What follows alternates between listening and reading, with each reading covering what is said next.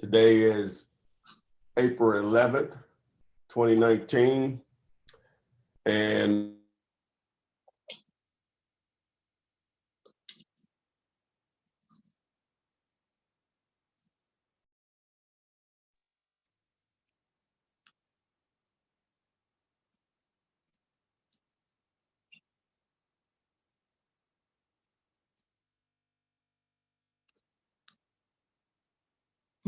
Ty, you blanked out on me.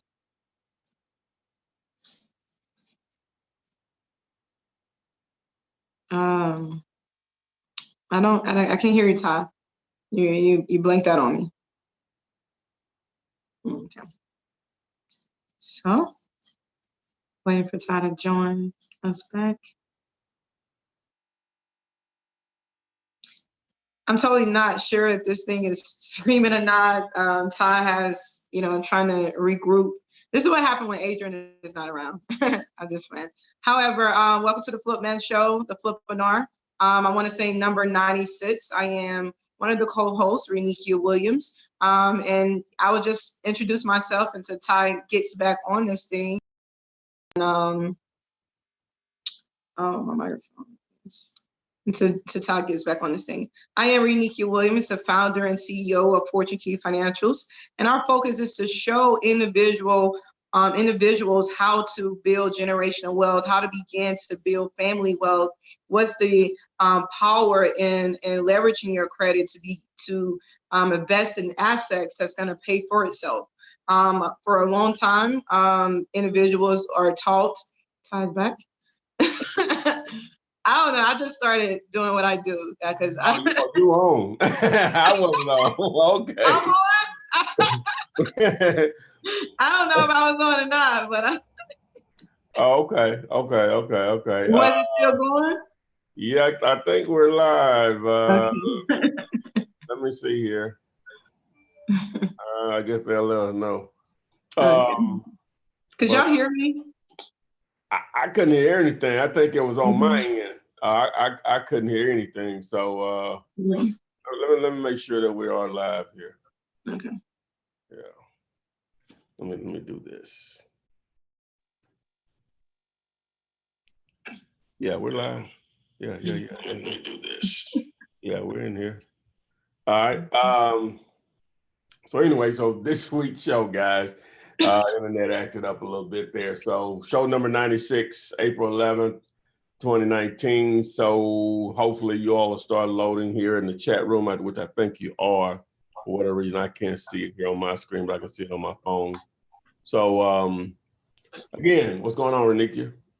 I think it's good. It was a beautiful day today. Before you jumped on, I'm not for sure if anyone was hearing me, but I was just introducing myself until you got back on. So I guess I finished that spiel. Was hearing me, but okay, boom. So okay. I think they was. All right, so yeah, we were live. Everybody was live at me. And it's supposed to be all on me. You love me out here, like, but I'll just finish my little spiel. I am, Renikia. The focus is understanding the power of leverage. The power of credit. Credit allows you to tap into money you don't have. Allows you to invest in assets that's going to pay for itself. So we want to begin to transition our mindsets from understanding what credit is for. Credit is not to finance your lifestyle, but if you understand how to use credit to finance assets and businesses, that's when it clicks. And that's when your credit will begin to pay for itself.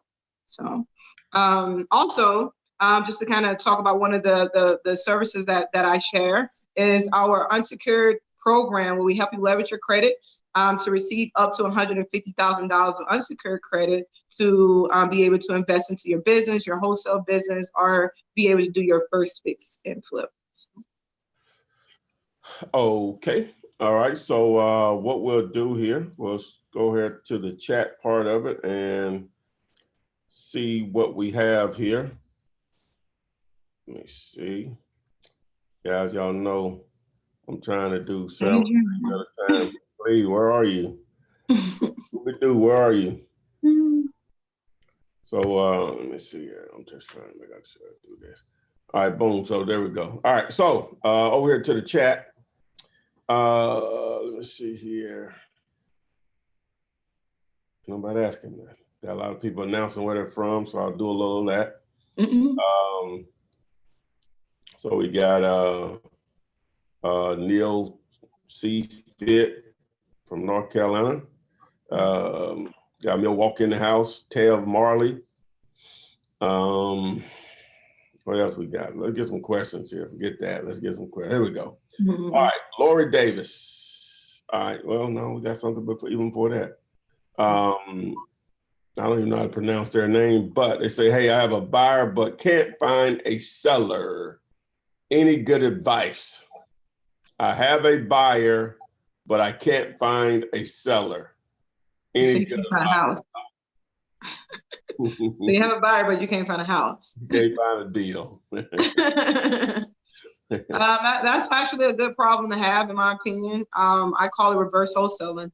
I actually would prefer to find the money first and then go out and find a buyer, which it's a term called reverse wholesaling, where you solicit for the money or you find a buyer, and basically you want to ask that buyer, what exactly are you looking for? You say you want a 3-sided, 4-sided brick home, 3-bedroom, 2 baths. So you're going to go out and find exactly that. So basically they're saying that if you bring me back a 4-sided brick home, 3-bedroom, 2 bath at this price, I will pay for it. I will buy it. So that's what you want to go out and find. So I would say vamp up on your marketing. I don't think you could.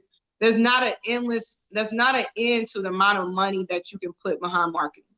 You can start off with 100, or you could do $10,000 in marketing a month. So I would definitely say to revamp your marketing. You want to focus only on properties for this deal. Focus on properties that fits this buyer's criteria. Therefore, you may get a lot of everything else, but the focus is, let me go out here and find this buyer what they're looking for. Okay. And that just boils down to your marketing and your marketing campaigns. All right. Now, just to add to that,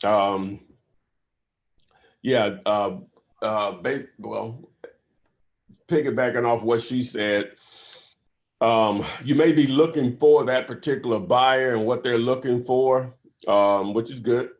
But what you'll find also is that you may bring him something he may not want it. So what you need to make sure that you're doing as much as possible is that you're finding great deals, just period.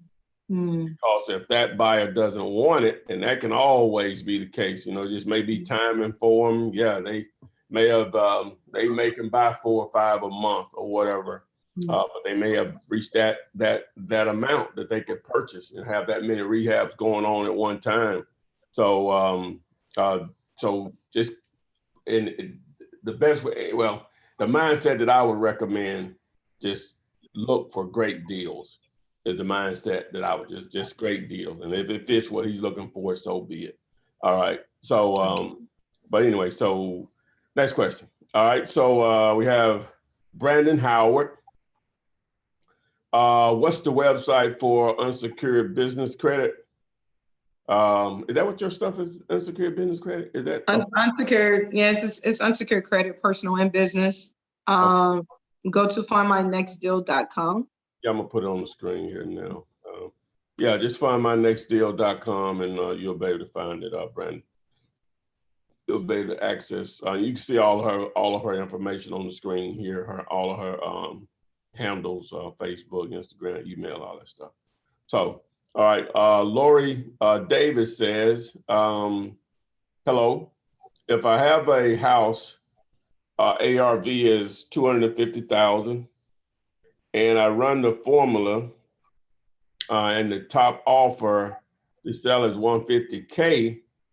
I guess you mean, are there buyers out there that will have this deal, or how do I find buyers that will pay that or more? I guess she's probably struggling to wrap her mind around that people have $150,000 cash.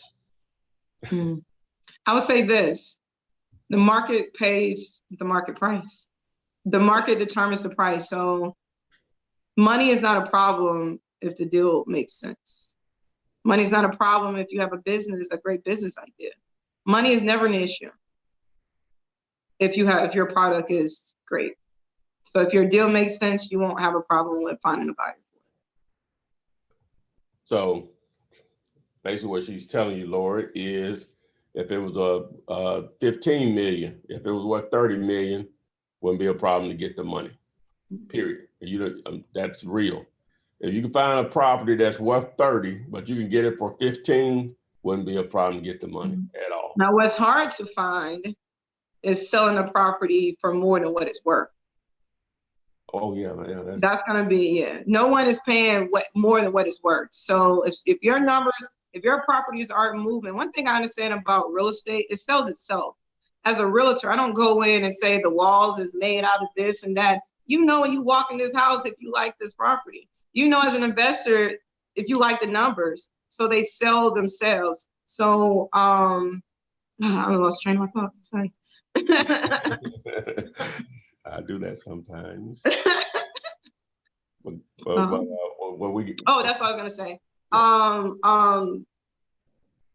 If your property is on the market too long, especially if you put it on MLS, or you list it with a realtor or something of that nature.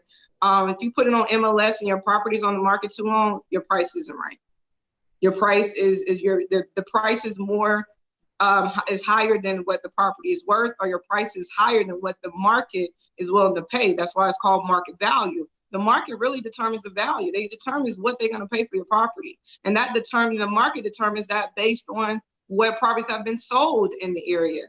So if you cannot find a buyer, your property price is probably too high. If it's on MLS, if it's not on MLS and you're trying to market your own property, you're probably just not marketing your property well enough to get it in the face of the right people. If the numbers are right. It's all about the numbers. Because sometimes I would see a property, and as a wholesaler, I would say this and just add to that. As a wholesaler, we see a property, we add 20, 30,000 on it for no reason without running out numbers and things of that nature. So sometimes you have to know your own numbers to know if you overpricing your own property, because there's sometimes that I know for a fact that a person probably put $15,000, $20,000, $30,000 on this property. But when it comes past my desk, if the numbers look too high, I'm not even gonna look at it. And you could have a $30,000 spread in there. So sometimes you can price yourself out of your own deal to the point where a person is not even gonna entertain your property because it's way more than what the property is really valued at. Pigs get fed, hogs get slaughtered. That's real. That's all right. What we got here? Okay, Mr. Business says, hello, everyone. I have a seller who signed the contract with me, but doesn't want to show her house to buyers. What should I do thinking, what should I do thinking about taking her to court? Been 2 weeks already. No, you don't want to probably do that. No. You have no right to take this on. No, you taking the court for what? For what? Exactly. Yeah, you have a right to not want to show the property. Yeah, you just want to. You're supposed to just buy the property, meaning the deal needs to close. Now, if she's being unreasonable, then you just got to walk sometimes. You know what I'm saying? Hopefully, you have a due diligence period and it's ended or whatever. Sometimes you just got to walk. Because the only way it's going to work, they got to do what you want them to do or whatever. That's going to happen. That's going to happen. If you do this long enough, you're going to have some sellers that sign contracts with you and ain't going to act right. Normally, it doesn't happen that way. You know what I'm saying? And then you may want to go back and try to find out what's the real issue. Oh, now, I don't know how you went about explaining to her what your role was either. Now, if you say, hey, I'm going to put your house on the contract and I'm going to find a buyer for it, okay, problem. That conversation never happened. The way you should explain that is you have a when you get out on a contract, you have capital partners and or contractors that will need to inspect the property. Exactly. Now, that's the way it should be explained. I don't know how you explained it, but whatever. So if you want to enlighten us on her understanding on what your role is within this deal, but taking it to court, nah. Don't do that. And also I add to that, you're absolutely right. You have to say, when you know for a fact that you're not the one bringing the money to the table, you got to set the stage for what you're trying to do. So without telling the seller what you're trying to do. So basically what Ty was saying, hey, I know we just started off this contract, but if you don't mind, I do have partners and capital partners, and I have my contractors that's going to need to come in and give me estimates. Are you okay with me being able to come in to this property at least 2 to 3 times, or 1 or 2 times, or whatever? You want to set that stage so they already are expecting. When I call them, I need to see the property. They already know. We already agree to that verbally when we, sign off on the contract. So set the stage for that without telling them that you are a wholesaler. Set the stage for them knowing that you're going to have to access that property at least a couple times. Okay. All right.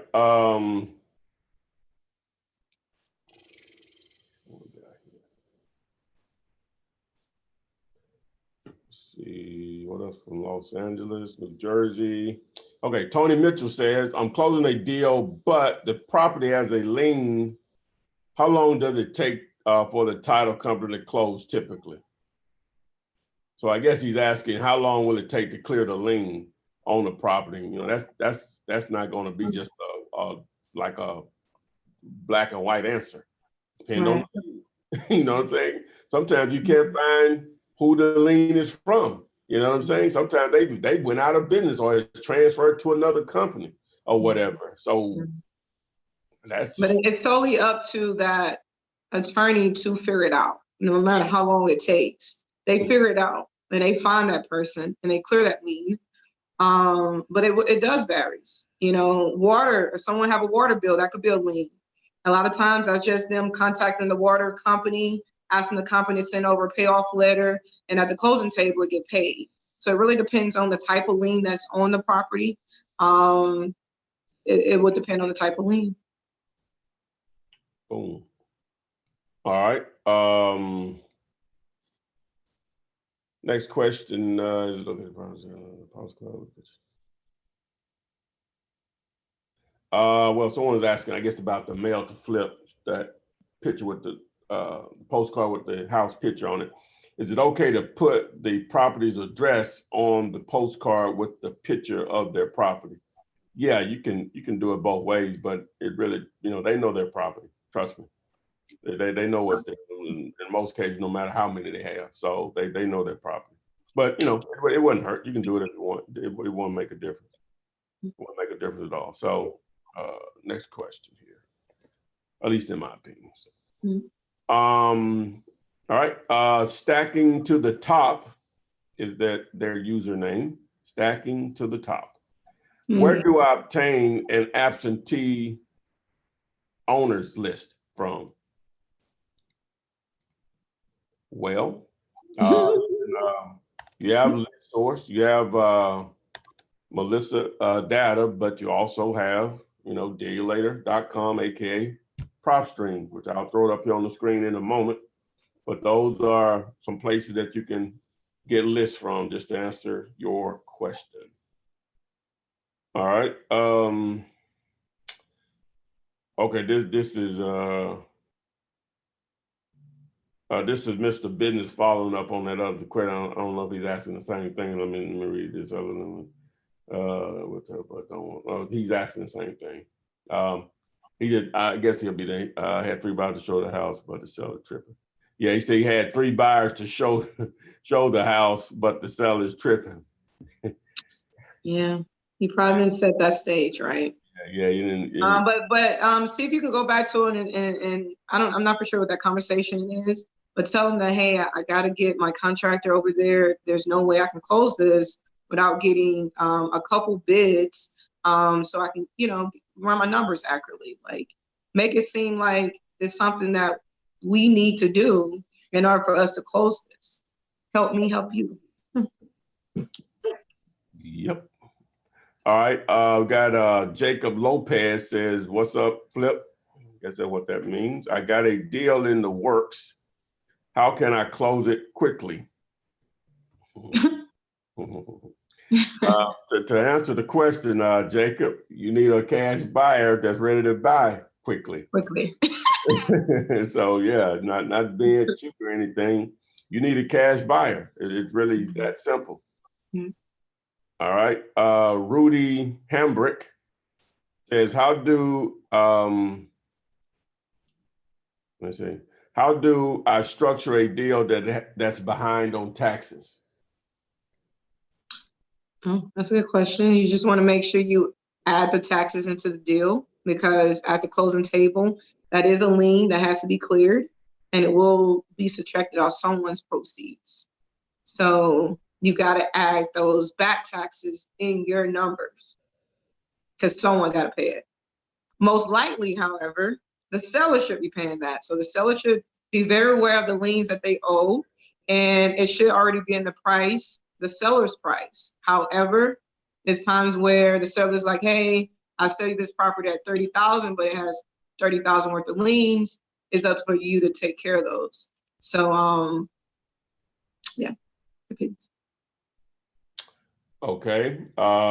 Kendrick Parms says, when should you do a title search, after or before you find a buyer? After.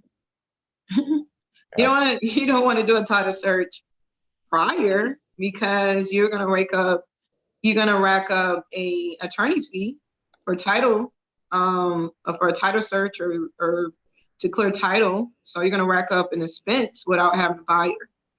So it's really, at the end of the day, you want to know what's on the title, but then again, the seller who is selling you the property should know as much about their property as possible. So ask those questions. Do you owe any mortgages? Do you owe any liens? Do you have any back taxes? Is there any water bills? You want to ask those questions, because at the end of the day, it will come out before the closing, when the attorney pulls the title and clears the title. So it's not really in your best interest as a wholesaler to figure all that out. Let it come out at the closing table. If it comes out that the property has $10,000 worth of lien at the closing table that the seller didn't make you aware of, that's not your problem. You're gonna go back to the seller and say, hey, you got $10,000 worth of liens that you gotta pay for. So y'all begin to renegotiate whatever it is that you need to renegotiate, because those liens are not your liens. That's always gonna be the seller's liens. And the seller must pay it, unless the seller negotiate that up front, which say, hey, I'll sell this property, but you're gonna have to take care of these liens, which most sellers know, and they will specify those things up front, especially fast. Okay. Darnell Brown says, I just got a house on the contract. After I find a buyer, how do I send the closing instructions to the title company and ask for double closing the proper way? Somewhat what the way you just answered it, should you have a title company first or whatever? So I guess you can expound a little more on that side of it. How do you set it up? So once you have your two contracts in place, which is your which I call A, B, and BC, you have the contract between you and the original homeowner who's selling you the property. And then you have another contract over here with you assigning your contract to the end buyer. So there should be two contracts. Once you have both of those contracts in place, you're going to email those contracts to the closing attorney. From there, they're going to know exactly what to do. Then you're either going to email them and tell them exactly how to structure it. But most closing attorneys who understand double closings, understand assignment fees, they totally get it. As soon as you send those two contracts, they somewhat know exactly what you want to do. However, you just want to give them a call and let them know that, hey, I want to do a double closing on this, or hey, I don't have to do a double closing. You can just put my assignment fee on the HUD, and that's good. So you want to give them the instructions when you send them the two contracts. From there, they'll take care of everything else. And as a wholesaler, what you could do is make sure they have the information to the seller and the information to the buyer. So basically, if they need anything, they will follow up directly with the seller or directly with the buyer to get all of that information if needed. If you want to control it, that means that you will be the one that follow up the seller and the buyer to make sure the attorney has the information that they need. Like the attorney needs the buyer's LLC paperwork. They needs buyer information. They need the seller's information. So this is depending on how you want to structure that. But send both of those contracts to the closing attorney. Tell the closing attorney if you want to do a double closing or you want to just add you as an assignment fee on the HUD. And they should know exactly what to do. Okay. All right. The Public Square says working with the broker on a pocket listing. Well, on pocket listings. Can I give the address without an LOI? Well, normally an LOI is not needed on residential, so I'm assuming you might want to be a little bit more clear referring to residential or commercial. But if you're referring to, well, either way, I guess you could do a LOI on residential. But you need to have the property locked up before you do that. Yes. To answer your question, an LOI is not going to do that. You need an actual purchase and sales agreement, which you can have there is a such thing as a binding LOI, which is like a preliminary to a contract, but I still probably wouldn't do it or whatever. So just to answer your question. All right. Alex, I think it's Axel Marcia says, what happens if you get a house under contract and the seller hasn't finished paying off the house? Is that a major problem, or should you not put it under contract if that's the case? Basically, they owe something. Mortgage. And that's a good question. You just can't sell it less than what he owed, basically. Yeah. He can't sell it for less than what he owed. Yeah, exactly. Yeah. Basically, yeah, just to give you a quick example, if they owe, if the number that you need to make the deal work is 100 and they owe 80, you got a deal if he's willing to take the whatever, you know what I'm saying, as long as it's less than 100. Say he just wants, he wants 90, total price 90. So that means the 80 would come out of that 90. So you only really will walk away with 10,000, which is 80,000 subtracted from 90,000 or whatever. Now, if it's a situation where the price that you need to make the deal is 100, but they owe 130, then no deal, unless he's going to come to the closing table with 30 grand, which is not likely to happen. So to answer your question, yes, you can wholesale a house that does have a mortgage on it, a mortgage balance. It just has to be less than the amount to make the deal work for you. Mm-hmm. So, all right. RTM Trenton says, find a button. Okay. He said he had the same problem as the other guy did. I guess the seller won't let him, won't act right. I see that a lot though. That's not normal.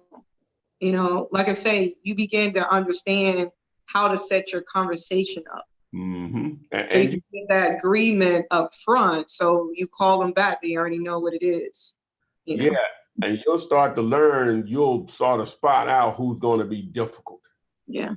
You know what I'm saying? So you're going to have to sort of handle them a little differently than somebody that's not as difficult. So, or whatever. Don't ever be afraid to walk. You know, if you're trying to negotiate with them, sometimes it might just be they may want a little more money. You know, if the deal still will work for you, you got, sound like you had several buyers interested in the property. A little bit more money may have made them cooperate, I like that.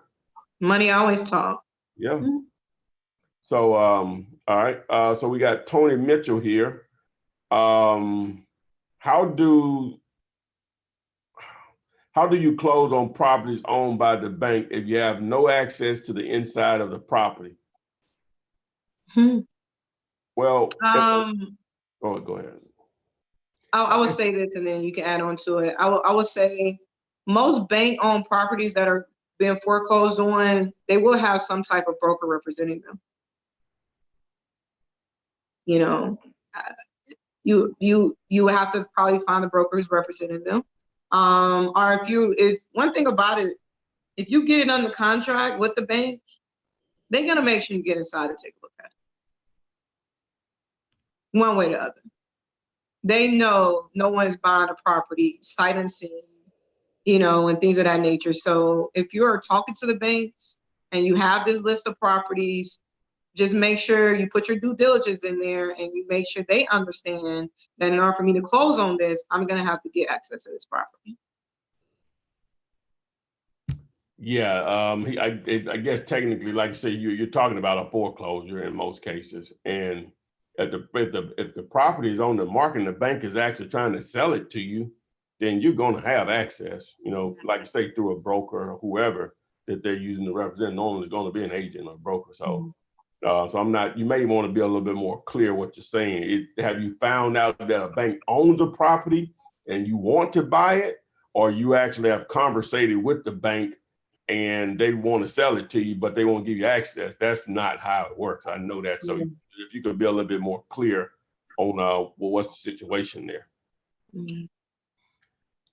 All right.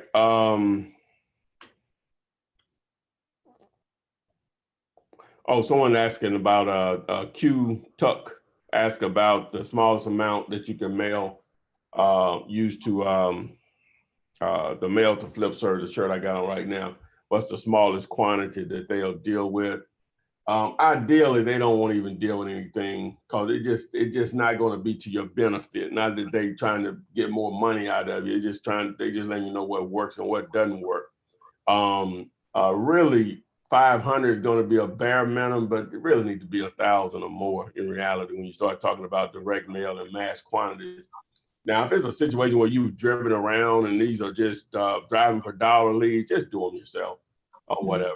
But normally that's not going to be that many, you know what I'm saying? Just do it yourself. You can personalize all of those. You're probably going to get a better response anyway. So, but 500 is going to be a bare minimum, you know what I'm saying? But really it's recommended to do at least 1,000. So, all right. What else we got here? Mr. Business, Renikia, do you help finance for owner-occupied properties? No, we don't do owner-occupied. Those are more bank loans. We're more private equity. So to finance your owner-occupied property, I would recommend for you to just go to your local bank or your local credit union to get the best rates, because the bank's always going to have the best rates. I only deal with investor LLCs. All right. Laura Davis says, I use mail to flip and sent out 1,000 direct mail and got like 10 call bags, but none were motivated to sell. That's all the calls I should expect from 10. Yeah, it's about a 1% response rate, 1 to 2%. How many she sent out? 1,000. Yeah, it's about 1%. It is. Yeah, that's 1%. Yeah, 100. No, is that? Yeah, that's 1%. Yeah. And that's why when I talk about direct mail, you got to be consistent with it. Now, out of that 1,000, that may be the initial 10 that call you, but over time, that's why you have to mail back to that list again. It's just a snowball effect. The next time you mail out that same list, it may be 25 people call you or whatever. And some people just hold on to it until they know they're ready because they may have a situation or a reason to sell to you. Now, the level of motivation, that's not uncommon. You have to talk to a lot of people to find motivated sellers. And so to answer your question, yeah, that's common. All right. All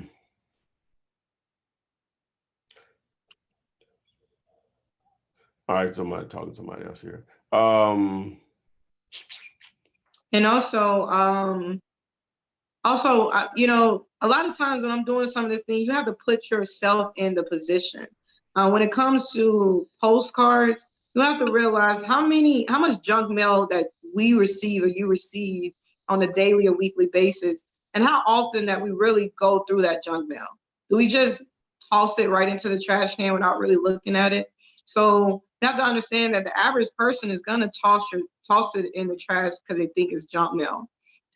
So there is a law where they say you touch somebody 7 times, a 7-degree law or something.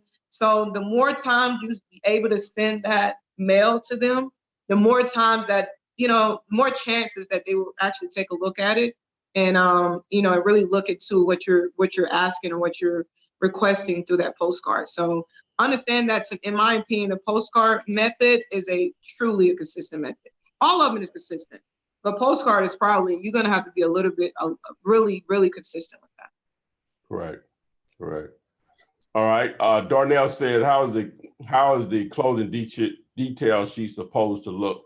If you go to YouTube and just do a search for clothing detail sheet in Flipman, I have a video to show you how that's supposed to look. All right. All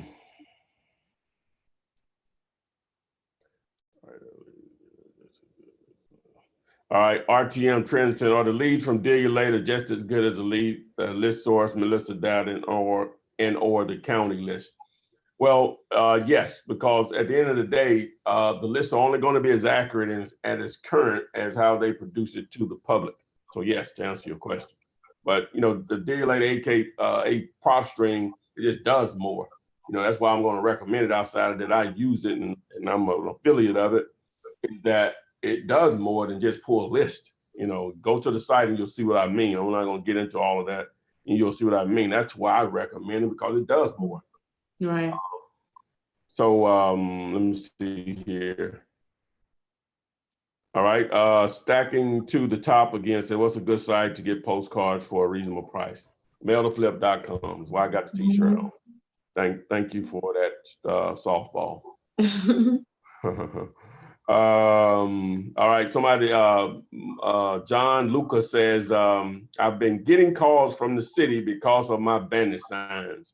What should I do? Continue to put signs up? Mm-mm. I'm gonna say too. No, we ain't trying to go against the city at all. They trying to maneuver around. We're just trying to, work through the loopholes. We're trying to take over. You may want to get out in the county, all of the boundaries of the county or different municipalities. I'm not sure what city you're in. Like here in Birmingham, you got, I'm sure a lot of markets are like this, but people may say I'm from Birmingham, but they may be from Hoover, Vestavia, Bessemer, Midfield, Fairfield, Center Point, Trustville, Hewitttown, Pleasant Grove, Adamsville, Gardendale, Fultondale. All of those are cities, right? But then you have the city of Birmingham. You see what I'm saying? So all of those are surrounding cities that make up the metropolitan area that I could just think of off the top of my head. So sometimes you can get away. I can get away with stuff in Birmingham, right? The city of Birmingham, the actual city limits. But pretty much all of those that I just named, they're not going to stay up long, right? So you have to manage that. And again, the easy thing to do is to get outside of your comfort zone and learn your market and see what other signs exist, right?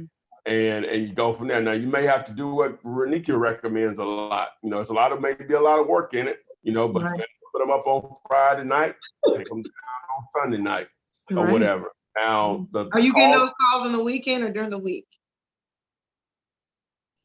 Say what? I was asking if she's getting those calls during the week or during the weekend. Yeah, from the weekend or during the week? Yeah, are you getting them from through the week or on the weekend? Or it doesn't matter, yeah. Because bandit signs are illegal. Let's not, we're not out here promoting bandit signs to be legal. We understand that there's loopholes with these bandit signs and you play on the loopholes. We realize that on the weekends, these government officials or personnel don't work on the weekends. That's why you see a lot of these signs goes up on the weekend. They work Monday through Friday. So maneuver through the loopholes. Figure out what the loopholes in your city. No one's saying people are not going to call you. You might get a call or two, but that's a suspense. They can't lock you up. They can fine you, but usually the call, they're asked to meet you. And when they meet you, then they will serve you a ticket. So you have to be mindful of the people you talk to on the phone to try to decipher, is this the police? Or this a real investor calling my phone? So Yeah, I will tell you funny, and I may have missed an opportunity, but a guy called in. I have an answering service that answers my call for my bandit signs, I can listen to the call, the actual conversation. Mm-hmm. And so he was just asking too many questions. Asking to the see. You know what I'm saying? He was like, "What's your name, ma'am? What's the name of the company? Are y'all local?" Oh, hell it is. see, those are red flag questions. Yeah. You have yet asked about the property. Yeah, you know what I'm saying? That's kind of questions. She was answering them, the best of as much information I provide for them to answer stuff like that or whatever. But, so I didn't even, and then he gave a price. You know what I'm saying? I was like, it's not too good, you know what I'm saying? So, but that's the only time I felt like that. You know what I'm saying? That's happened or whatever. But I know how a call should go. Right.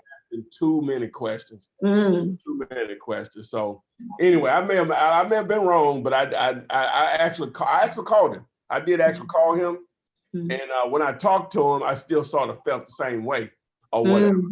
And so I said I was going, but I didn't go. I didn't even, Then he called back on that day. Like I was supposed to meet somebody out here, blah blah blah. Or whatever, then I got my little vehicle all painted up so they'll see me before I see them. Exactly. The vehicle I go look at houses there, they'll see me. Nope. Right. But please don't be fearful of this. No, I ain't trying to scare you. Yeah. I'm a bandit. Allegedly, I'm a bandit sign. King. The bandit sign king over here. I'm a king, right? You know what I'm saying? So, and yeah, they work. They've been working for years. They work. I can't stop doing them. You know what I'm saying? I do all other types of market. I just can't stop doing those because it's so cheap. The return on investment is hard to beat outside of free. It's almost free. You know what I'm saying? What it costs to put out bandit signs versus the return is almost like it costs nothing. You know what I'm saying? Wow. Right. But anyway, had to get that out. So what we got? I don't even know how to say this username, but say I have a follow-up with a potential deal. ARV is 1.3 million. Bought a house for 790,000. House was a pre-foreclosure last month, has been cleared. Seller has put 200K in repairs. I don't understand. What? That's a lot. I don't know what's going on. Yeah, but 1.3 is the ARV is what I did remember. 1.2. 1.2?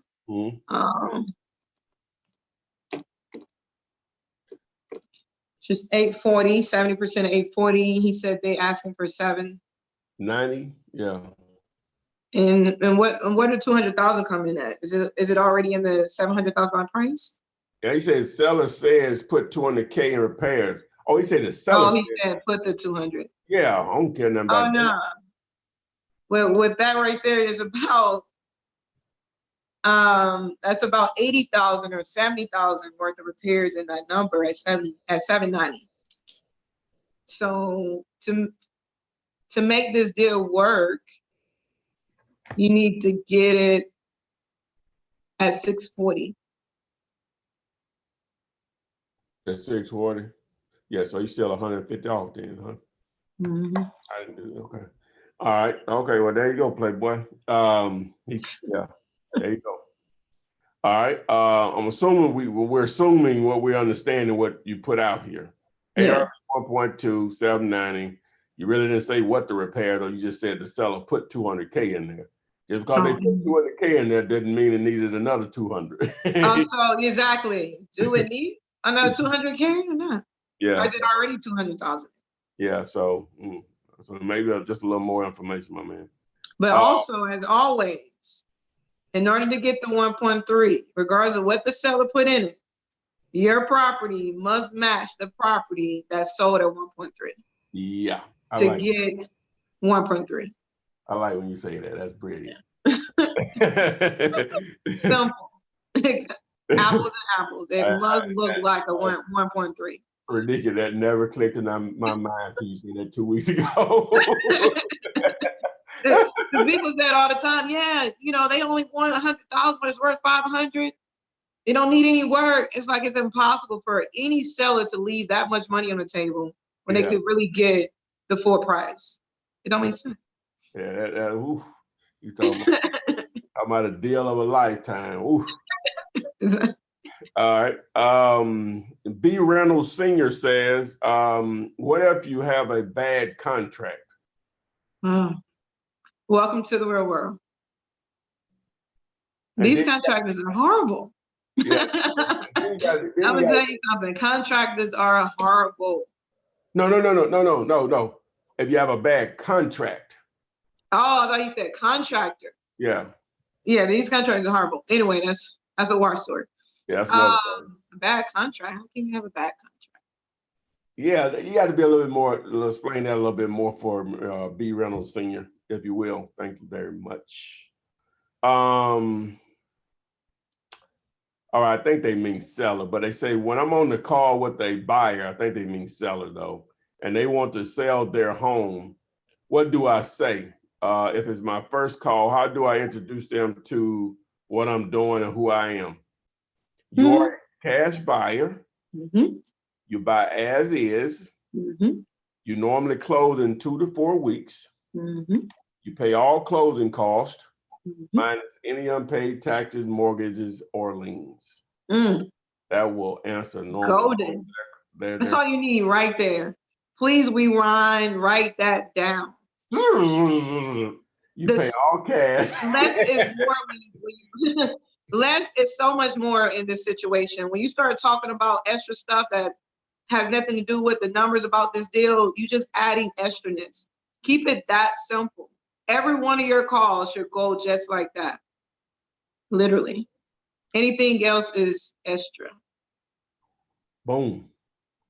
All right. Let me see.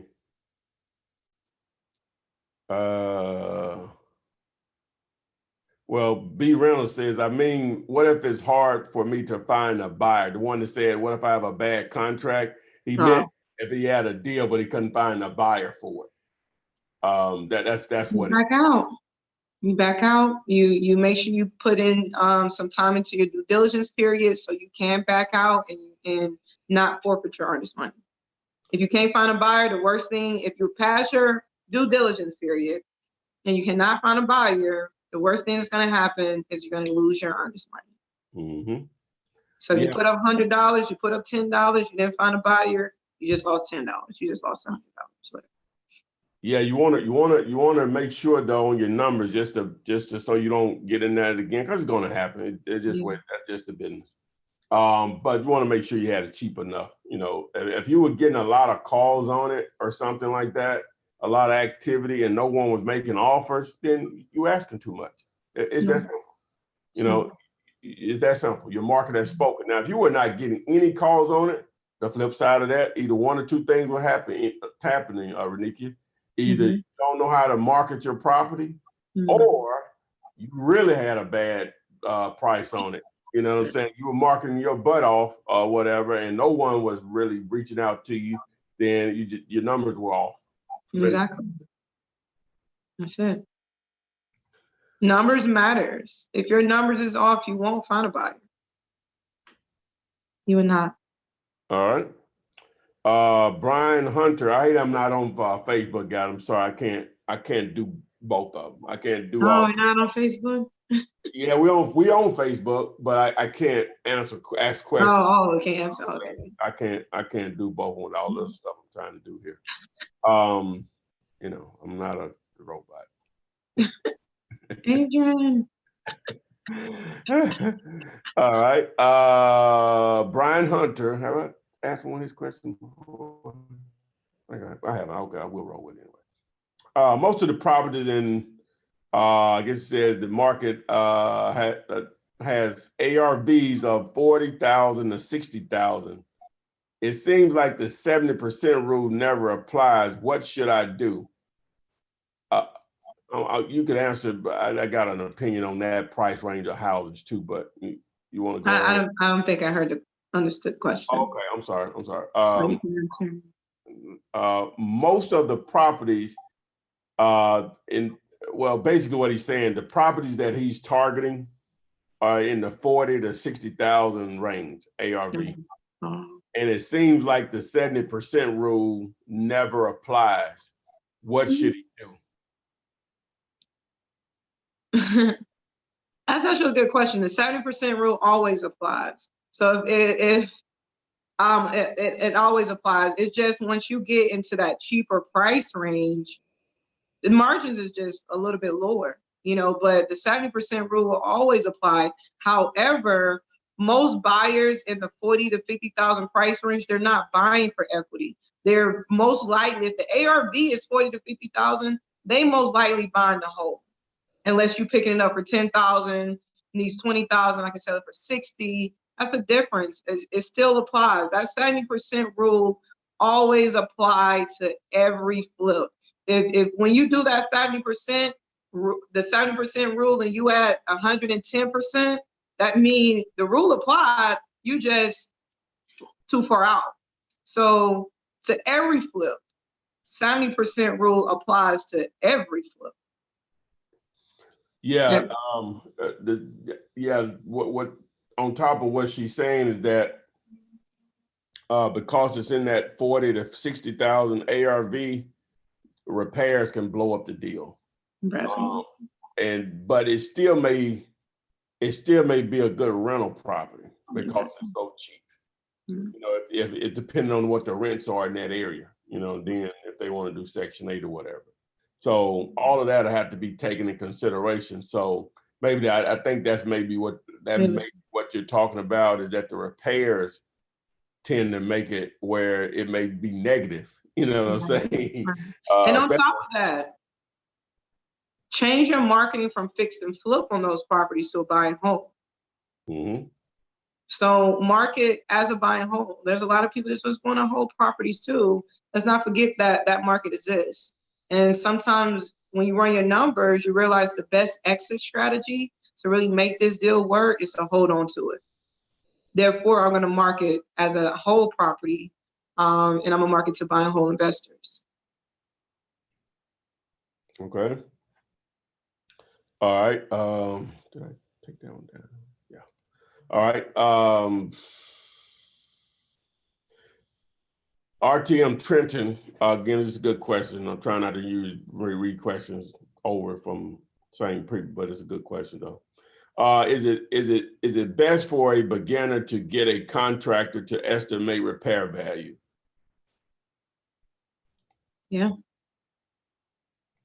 Yeah. Until you get to the point where you can walk into the house and estimate your own repairs, you're gonna need somebody on your team who's gonna help you estimate repairs. However, you want to make it as easy as possible for these contractors, because in the back of your mind that you're not going to use this contractor. You're not going to even take possession of this house. So that you're wasting this contractor's time. So take that in consideration and make it easier for your contractors.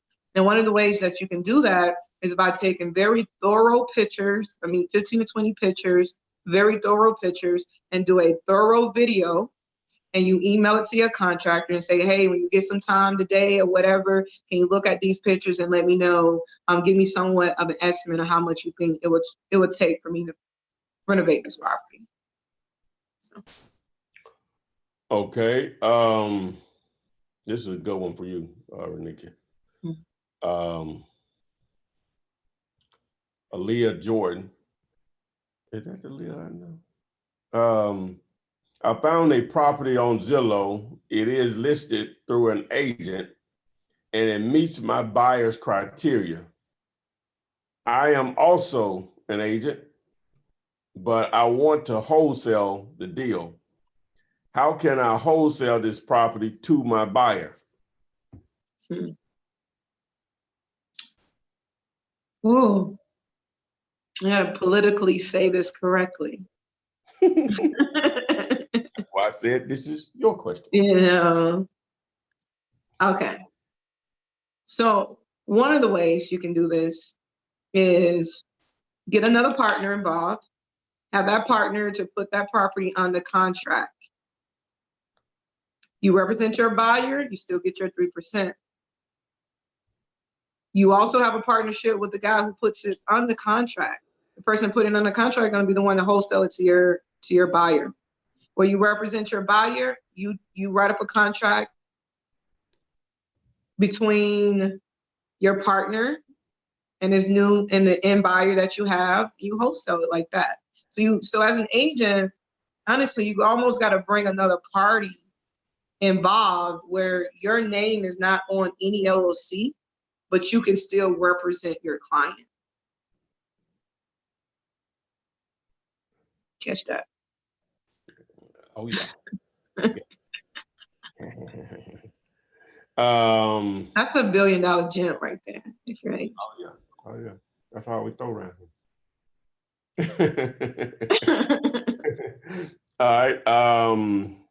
Danny Valdez says, I'm new and would like to know what is the proper term when speaking to a title officer regarding or requesting a double closing?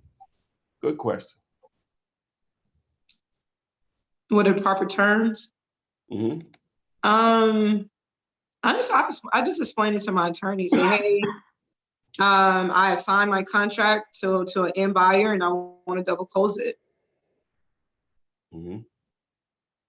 And the response from an attorney would determine if they understand what double closing is. Mm-hmm. If you have to somewhat too much explain it, maybe they don't understand how to structure this, and you just want to move on into an attorney that understands that. But I just keep it simple. I send them the contract and say, hey, I signed my contract to this end buyer, and I want to double close this property. And as an attorney, they know what to do. Mm-hmm. Okay. That's how I say it. I mean, I don't know what type it is. Some people use what is it called? Simultaneous closing. Simultaneous. Simultaneous. Yeah, simultaneous. Yeah. Simultaneous. Yeah. There's another term that they use. But normally they're gonna know one of those phrases or not. You know, if they don't, if you explain it to them, they don't want to do it, then so be it or whatever. Mm-hmm. A decent sized market's plenty of attorneys out there, closing title companies that'll close your deals. That's the least of your worries. Focus on the hard part, finding a great deal, then a buyer, and get it closed. Somebody will close it. And somebody will close. That's one of them good problems. Yeah. All right. So let me see. Charles Morgan. This is a deal question. If the ARV is 273,000, and after running the formula, the offer suggested is 167,000. However, the home is listed with an agent for 215,000. Is this a deal worth pursuing, or do I try to negotiate the price? So the ARV is 250? 273. 273. And they want how much? They have it listed for 215. 273. So easiest way to know if you have a deal or not, multiply your ARV by 70%. So that is the number times 0.7. What that equals is your all-in cost. Your all-in cost is your purchase and your rehab.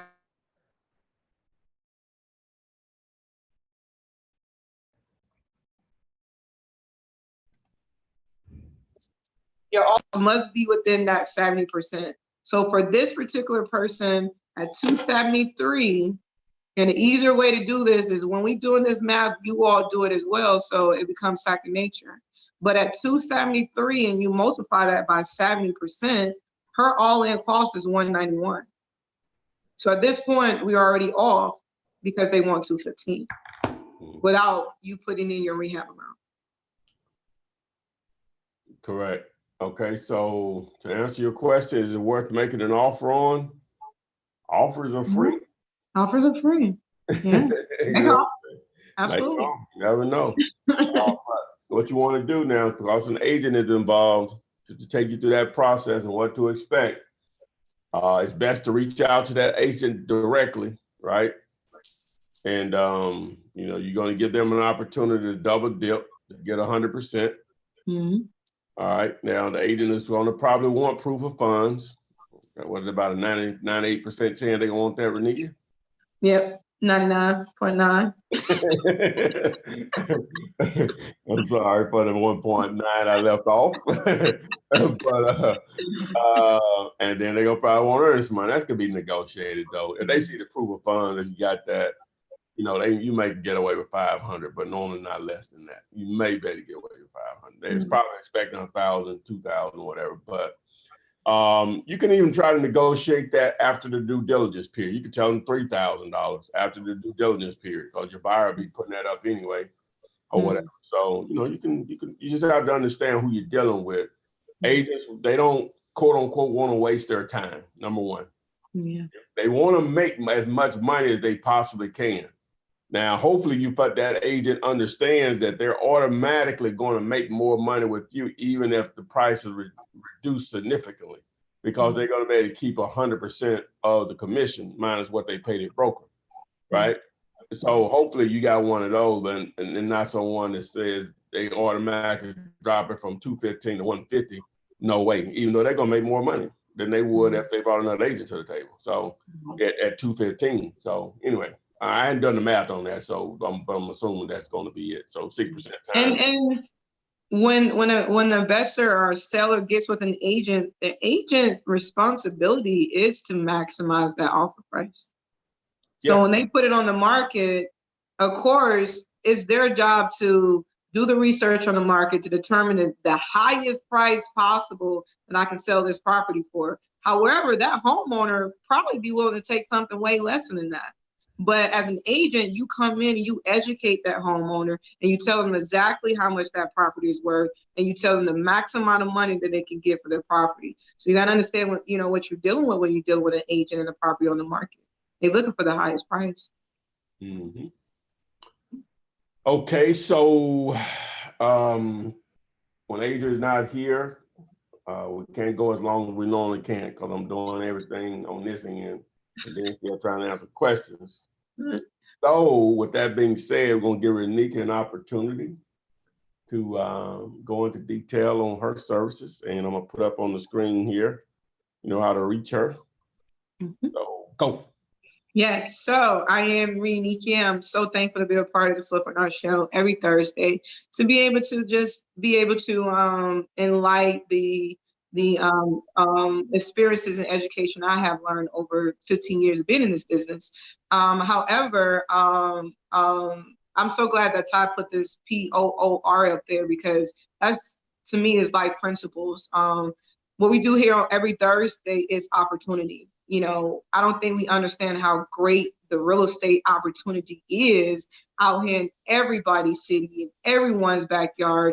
Everyone can become wealthy behind real estate. Everyone can build generational wealth behind real estate. And it's so doable and it's so easy. You just got to be willing to prepare for these opportunities and really pour back into yourself. One of the things that I do is provide resources and provide the money that you're going to need to succeed in your real estate business, or to do your next fix and flip. We do provide lending services to help you leverage your credit to receive up to $150,000 of unsecured credit. You can use this credit to invest into your marketing plan behind your wholesale business, or to use as a down payment for your next fix and flip, and begin to get to a place where you're doing your buy and holds. So you do want to take advantage of your credit. You do want to understand the power of how you can use your credit to invest into yourself, so you can go out there and begin building generational wealth. Just go to findmynextdeal.com and we can get you started with leveraging your credit. Now, I also have all my handles there, Facebook, Instagram, and if you have a quick question, please feel free to email me at funding@fkfinancials.com. Boom. So with that being said, guys, we really appreciate you all stopping by for this week's Flippinar. This was a good one. I like to think it was anyway. So we'll see you guys on next week. And remember, binge, grind, and stack. I love it. Amen. All righty.